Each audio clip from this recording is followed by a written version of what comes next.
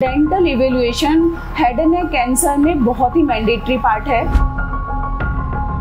लोगों को पता ही नहीं है कि हमें एक डेंटल इशू को भी कंसिडर करना चाहिए। बिल्कुल मैम। अगर आपको डॉक्टर ने देख के बोला है कि आपके 100 एंड 100 नंबर ऑफ टीथ निकलने हैं, आप पहले उनको निकलवाइए, उसके बाद ही अपना रेडिएशन का ट्रीटमेंट स्टार्ट कराइए। अगर हमने अपना हाइजीन मेंटेन कर लिया तो रेडिएशन केरीज होने के चांसेस बहुत कम हो जाएंगे। बहुत अच्छी चीज अवेलेबल है मार्केट में, हमारी टूथपेस्ट में भी होती है, हमारे माउथ वॉश में होती है, जो हमारे दांतों को स्ट्रॉन्ग बनाती है। आज आपको बहुत अच्छी इन्फॉर्मेशन मिलने वाली है, लास्ट तक जरूर बने रहिएगा।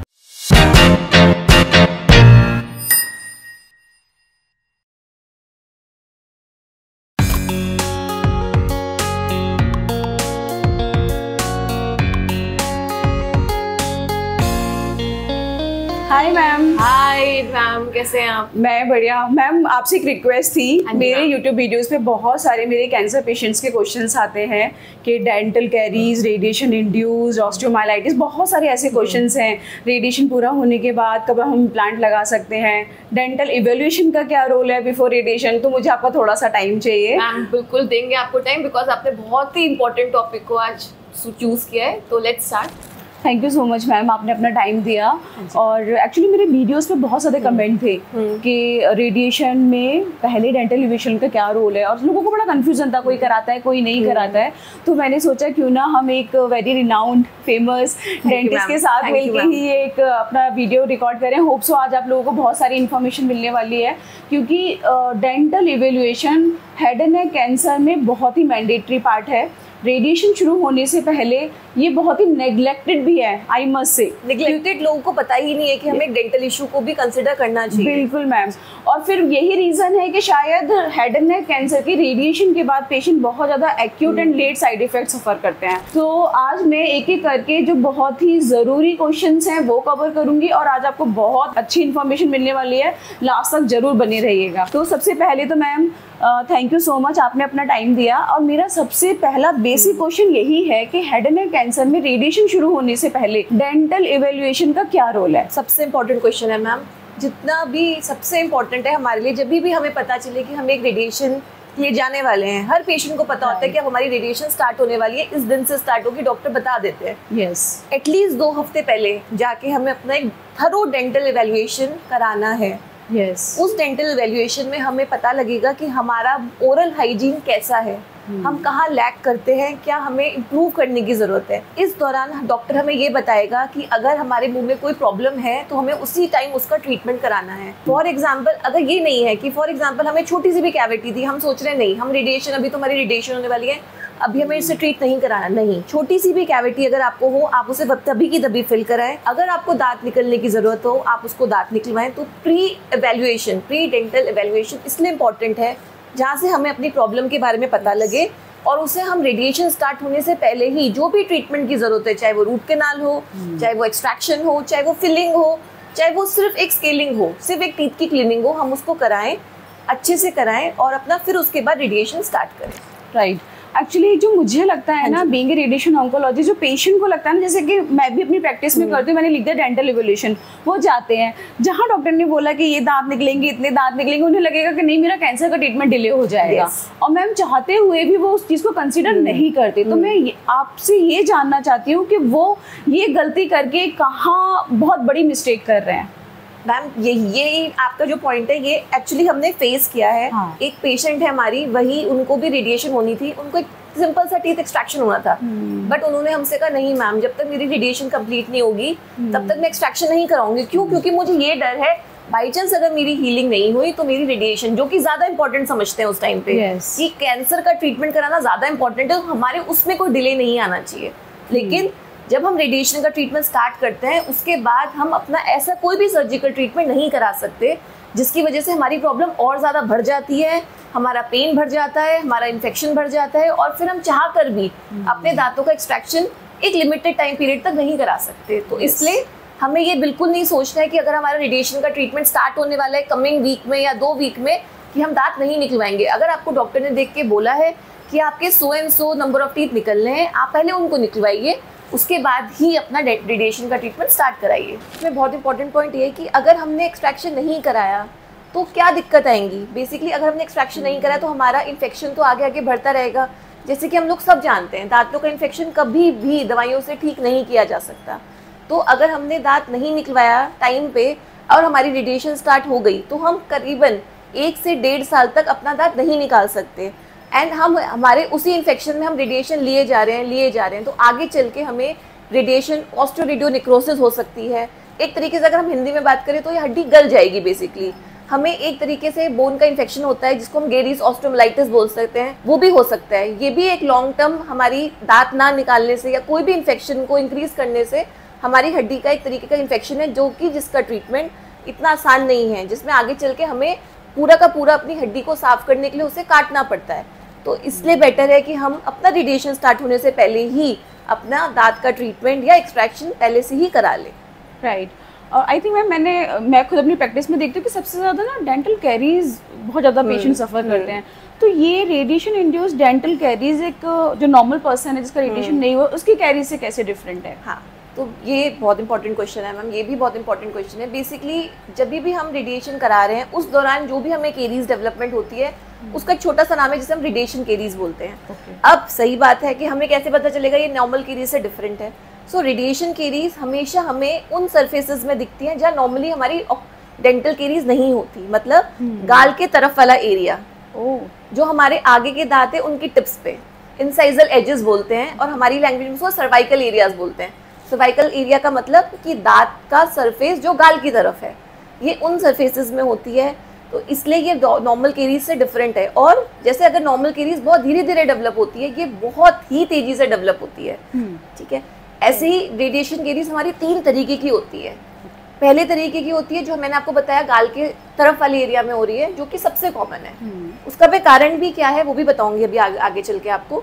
दूसरी तरफ की रेडिएशन केरीज हमारे जो इंसाइजल एजेस होती हैं इसमें दिखती है। इसमें दिखेगा हमें कि इंसाइजल एज जो है हमारा वेयर ऑफ होने लगा है, चिप होने लगा है, मतलब बेसिकली अगर कोई देखेगा तो आपको लगेगा दांत टूट रहे हैं आगे से। तीसरे तरीके की होती है कि जिसमें हमारा पूरे मुंह के दांत इन्वॉल्व होते हैं लेकिन हमें ना ब्राउनिश डिस्कलरेशन दिखने लगती हैं। तो रेडिएशन जो पेशेंट ले रहा है उसको ये भी पता होना चाहिए कि इन सरफेसेस को हमें रेगुलरली मॉनिटर करना है।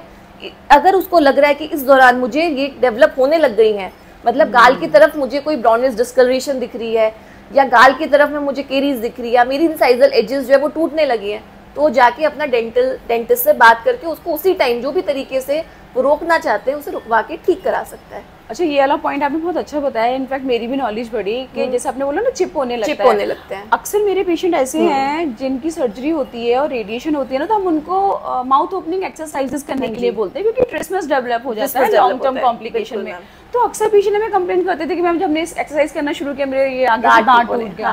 तो हमें लगता था कि माउथ ओपनर भी गड़बड़ है, और नो डाउट वो मेटेलिक माउथ ओपनर यूज किया करते थे क्योंकि पहले प्लास्टिक नहीं आता था। तो ये एक बहुत बड़ा रीजन है जो मुझे भी आज पता चला। Thank you ma'am. इसका रीजन मैं आपको बताती हूँ मैम। इसका रीजन ये है कि हमारा जब भी हम रेडिएशन लेते हैं, बेसिकली रेडिएशन जो आयनाइजिंग रेडिएशन है वो क्या कर रही है, क्यों मुंह में इन्वॉल्व कर रही है। सबसे इंपॉर्टेंट पॉइंट तो है कि क्यों मुंह में इन्वॉल्व करें, क्यों हमारे हाथ नहीं खराब हो रहे हैं। तो मुंह में वो क्यों इन्वॉल्व, क्योंकि हमने जब हम पढ़ते हैं तो हमें पता है कि रेडिएशन सबसे ज्यादा उन सेल पे इफेक्ट करती है जिसका ज्यादा टर्नओवर रेट होता है। क्योंकि हमारे मुंह के म्यूकोसा का बहुत ज्यादा हाई टर्नओवर रेट है, इसलिए सबसे ज्यादा इफेक्ट हमें मुंह में देखने को मिलते हैं।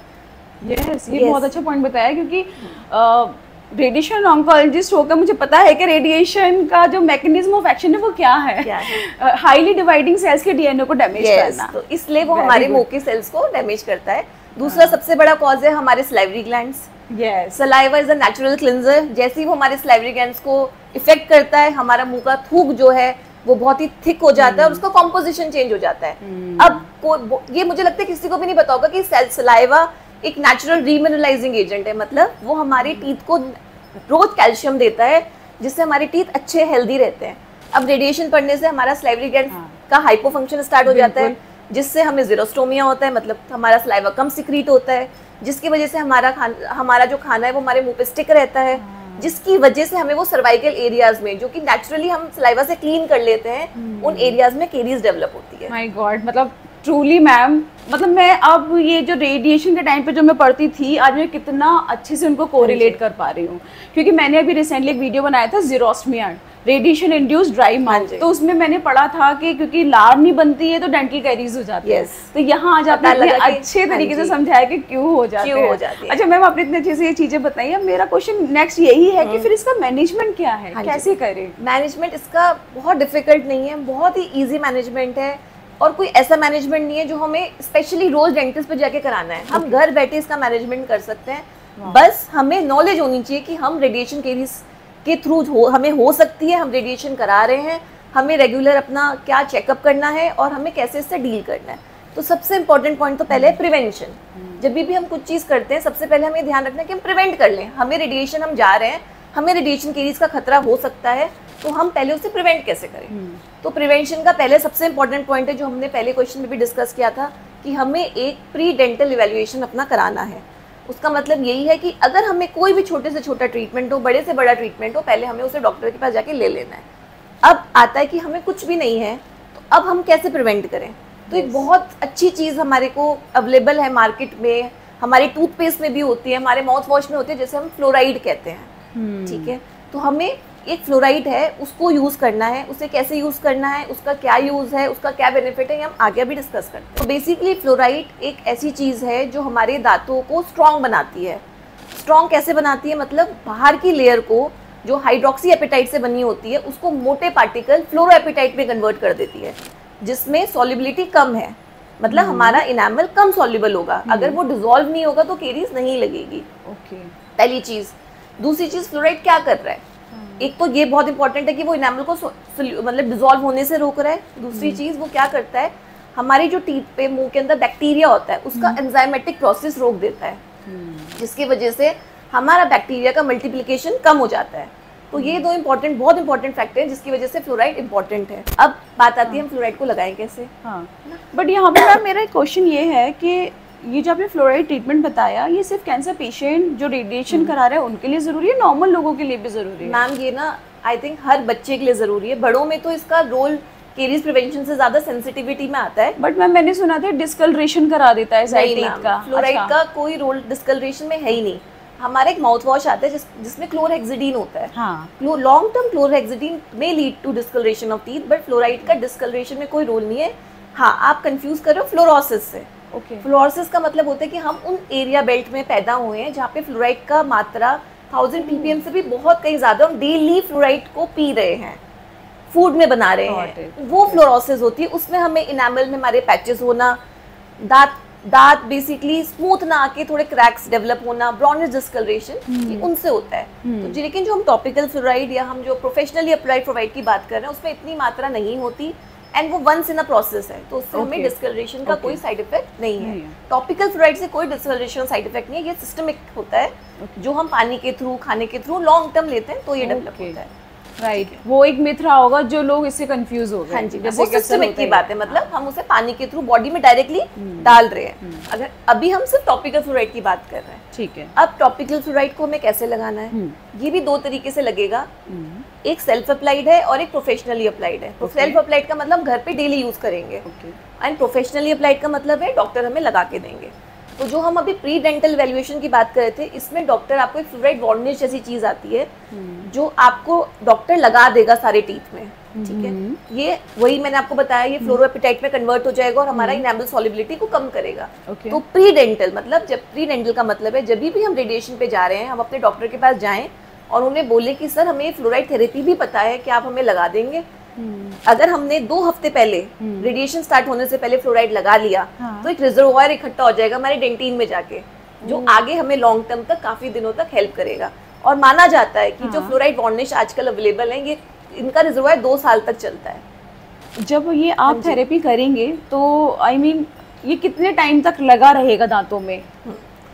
Ma'am according to the books ये कहते हैं कि रिजर्वॉयर तो ये 2 साल के लिए होता है, बट जो आपने एप्लीकेशन किया उसका रिजर्वॉयर हमारे टीथ के अंदर 2 साल तक वर्क करता है। बट अब जो हमारी नए कमर्शियल ब्रांड्स अवेलेबल ये कहते हैं कि हमें हर 6 मंथ्स में इसका एक रिपीटेड एप्लीकेशन करा लेना चाहिए। ठीक है, ये तो हमारा प्रोफेशनली अप्लाइड हो गया, ये हमने लगा दिया। लेकिन अब आप घर भी जाइए, घर जाके बहुत सारे फॉर्म में फ्लोराइड अवेलेबल है। फ्लोराइड जेल्स आते हैं, फ्लोराइड डेंट्रीफाइजेस आते हैं, मतलब टूथपेस्ट में फ्लोराइड है जिसकी मात्रा 1000 ppm के अराउंड होती है। बहुत सारे माउथ वॉश आ रहे हैं, तो हमें ये भी करना है कि हम जब तक हमारी रेडिएशन की रीज चल रही है, रेडिएशन चल रही है, या हमारे रेडिएशन के होने के बाद भी हम बहुत लंबे समय तक रोज फ्लोरिडेटेड टूथपेस्ट यूज करें, फ्लोरिडेटेड माउथ वॉश यूज करें, फिर फ्लॉसिंग भी करें, दांत के बीच को भी साफ रखें। मतलब बेसिकली हमें अपना हाइजीन को मेंटेन करना है। अगर हमने अपना हाइजीन मेंटेन कर लिया तो रेडिएशन कैरीज होने के चांसेस बहुत कम हो जाएंगे। राइट। अक्सर मेरे पास ना रेडिएशन ट्रीटमेंट पूरा होने के बाद पेशेंट जब फॉलो अप में आते हैं ना, तो उनका ये कंप्लेंट अक्सर होता है कि मैम बहुत ज़्यादा कुछ लग रहा है, दांतों में सेंसिटिविटी बहुत ज़्यादा आ गई है। तो आई थिंक जब अगर वो फ्लोराइड थेरेपी लेते हैं तो वो कैंसर फ्री होकर फॉलो अप में जब आते हैं तो ये प्रॉब्लम नहीं फेस करेंगे। अगर ये भी एक है, क्योंकि हमारा वो मैंने आपको जैसे कि बताया कि वो सॉलिबिलिटी कम कर रहा है एनामल की, वो उसको एक लार्जर क्रिस्टल फ्लोरापेटाइट में कन्वर्ट कर रहा है, तो वो सेंसिटिविटी को फिर प्रिवेंट करते हैं। इसलिए लेकिन रेगुलर यूज करना है, डॉक्टर से हर 6 मंथ्स जाके हमें वो लगवाना है, तो पेशेंट को पोस्ट सेंसिटिविटी कम से कम होगी। राइट। मतलब मैम ने जो ये चीज़ें बताई हैं कितना नेग्लेक्टेड है, आई एम सरप्राइज्ड।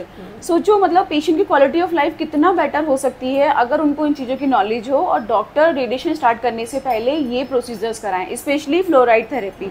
मैम यहाँ पे इतना अच्छा डिस्कशन हो रहा है आपके साथ, तो मैं मेरे 2 मिथ क्लियर करना चाहती हूँ जो अक्सर मुझसे पेशेंट पूछते हैं। मैंने अक्सर देखा है, मेरे पास ओपीडी में आएंगे, जब मैं उनकी हिस्ट्री ले रही होती हूँ तो वो ये बोलते हैं कि मैम जब से दांत निकला है ना तब से हमें कैंसर हो गया। आई थिंक ये मिथ आपको जरूर डिबंक करना चाहिए, तो इसमें आपका क्या कॉल है? बेसिकली हमें पेशेंट की बातों पे, पेशेंट की हिस्ट्री पे तो कभी भी नहीं जाना। कभी भी दांत निकलने के बाद मुंह का कैंसर नहीं हो सकता। कोई रिसर्च नहीं है, कोई रिकॉर्ड नहीं है, कोई आर्टिकल ऐसा नहीं है जो ये कह सकता है कि हमने दांत निकाला। हालांकि ऐसा नहीं है, हमारे पास भी पेशेंट आके बोलते हैं कि हाँ वहाँ पे दांत निकला था, इस वजह से कैंसर हो गया। नहीं, कुछ ना कुछ प्रीडिस्पोजिंग फैक्टर रहता है, या तो कोई जेनेटिक फैक्टर हो सकता है, या फिर पेशेंट कभी नहीं बताएगा वो टोबैको खाता होगा, या कुछ ना कुछ एक सिनर्जिस्टिक इफेक्ट होगा वहाँ पे जाके जिसकी वजह से हो रहा होगा। मतलब भी ऐसा कुछ ये हुआ कि कुछ और प्रॉब्लम था उसको, बट जब उसने प्रोसीजर कराया तब वो इससे डायग्नोज हुए। हाँ, डायग्नोज हुए इससे। इसलिए कि उसके बाद भी ऐसा नहीं कि कोई प्रीडिस्पोजिंग फैक्टर था और हमने दांत निकाल दिया तो भी कैंसर हो जाएगा, नहीं, ऐसा भी नहीं है। हाँ, ये जरूर है कि जब वो दांत निकालने आए या दांत निकाला गया होगा और जब वो हीलिंग में भी हीलिंग डिले हो रही होगी, because already he was a cancer patient, तो तब सामने आया होगा कि हाँ इनको एक कैंसर जैसी बीमारी हो चुकी है। राइट। तो अभी तक का मैम के साथ डिस्कशन करके मुझे 2-3 बातें बहुत ज़रूरी लगी जो मुझे लगता है as a take home message मैं आपको बता दूं। जब भी आपका हेड एंड नेक कैंसर के लिए रेडिएशन शुरू हो, आपको डेंटल इवैल्यूएशन कराना मस्ट है। मतलब अगर कोई सेंटर में जहाँ पे नहीं बताया जा रहा तो आप खुद से जाइए। हम दोनों का वीडियो बनाने का पर्पस यही है। दूसरा, कुछ लोग सोचते हैं कि नहीं डेंटल प्रोसीजर अगर हमारा होगा तो हमारा जो डेफिनेटिव कैंसर का ट्रीटमेंट है वो डिले हो जाएगा, तो ये अभी का delay is better than developing complication later on, right ma'am?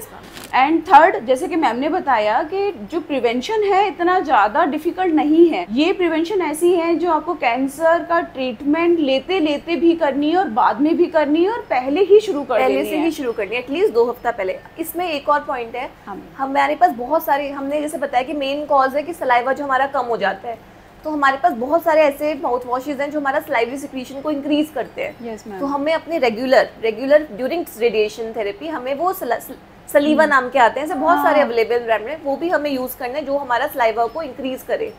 या कुछ ऐसे शुगरलेस च्युइंगम्स आती है, इसमें ज़ाइलिटॉल होता है जो कि रीमिनरलाइजिंग एजेंट है, मतलब दांत को दोबारा से रीमिनरलाइज, मतलब कैल्शियम प्रोवाइड करके कीड़े को रोक सकते हैं वहीं का वहीं, तो हमें ये भी यूज करना है। है ना, सियालोलोक्स ड्रग्स आते हैं जैसे पिलोकार्पिन हो गया, है ना, ये भी हमारे सलाइवा सिक्रीशन को इंक्रीज करते हैं, तो हमें हम ये भी अपने डॉक्टर से पूछ के यूज कर सकते हैं। राइट। मतलब कुल मिला के, क्योंकि मुझे लगता है मैक्सिमम पेशेंट इस प्रॉब्लम को फेस करते हैं, ज़ीरोस्टोमिया, और अक्सर मुझसे ट्रीटमेंट भी पूछते हैं, और यही एक रीज़न है कि डेंटल का प्रॉब्लम उसकी वजह से भी एग्रावेट हो जाता है। मेन कॉज ज़ीरोस्टोमिया ही है जिसकी वजह से हमें इतनी सारी प्रॉब्लम हो जाती है मुंह के। Right ma'am. मैं चाहती हूँ कि आपकी तरफ से क्या टेक होम मैसेज रहेगा? मेरी तरफ से तो टेक होम मैसेज ये सारा ही है जो मैंने अभी तक बताया। सबसे पहले इंपॉर्टेंट 2 हफ्ते 3 हफ्ते पहले से अपना एक डेंटल इवैल्यूएशन कराएं। जो भी डॉक्टर आपको छोटे से छोटा, बड़े से बड़ा, जो भी आपको ट्रीटमेंट बताते हैं उसे निग्लेक्ट ना करें, उसे पहले करा के ही अपने रेडिएशन पे आगे जाए, क्योंकि मैंने आपको बताया आगे चल के जो पोस्ट कॉम्प्लिकेशंस है वो फिर ठीक होने में नहीं आते, जैसे कि ऑस्टियोरेडियोनेक्रोसिस। ये टर्म भी सुनने में बहुत खतरनाक है और ये चीज़ भी बहुत खतरनाक है ना। अपना फ्लोराइड लगवाएं, अपना अच्छे से पूरा ओरल हाइजीन का मेंटेन करें। ओरल हाइजीन मेंटेनेंस में कुछ भी एक्स्ट्रा आपको यूज़ नहीं करना, जस्ट आपको 2 बार ब्रश करनी है, आपको माउथ वॉशेज यूज़ करना है जिसमें फ्लोराइड हो, आपको फ्लॉसिंग करनी है, आपको खूब सारा पानी पीना है, कुछ भी हर चीज़ ऐसी करनी है जिसमें फूड स्टिकी ना रहे और आपके दांतों को कुछ भी चिपका ना रहे, और अपना ध्यान रखना है। राइट। सो बेसिकली अभी हमने एक बहुत ही ज़रूरी मैसेज आप लोगों को दिया। अगर किसी का कोई क्वेश्चन है, कोई और पर्टिकुलर स्पेसिफिक इन्फॉर्मेशन लेना चाहते हैं डेंटल से रिलेटेड या माउथ डेंचर से रिलेटेड, तो आप कमेंट करिए और मैं क्या करूँगी कि नेक्स्ट टाइम जितने भी आपके क्वेश्चंस हैं ना, मैं मैम से ना वो क्वेश्चन आंसर की फॉर्म में एक वीडियो रिकॉर्ड कर लूँगी। तो आई थिंक वो आप लोगों को बहुत हेल्पफुल होगा। अभी के लिए हम यहीं इस वीडियो को एंड करेंगे क्योंकि मैम का अपॉइंटमेंट्स है हम मैम के क्लिनिक में बैठे हुए हैं और मैं आपको इतना बता सकती हूँ कि मैं मैम की खुद एक पेशेंट हूँ और मैं मैम को ब्लाइंडली ट्रस्ट करती हूँ। तो आज आपको जो भी इंफॉर्मेशन मिली है वो बहुत ही ट्रस्टेड डॉक्टर से मिली है। Ma'am thank you so much for giving.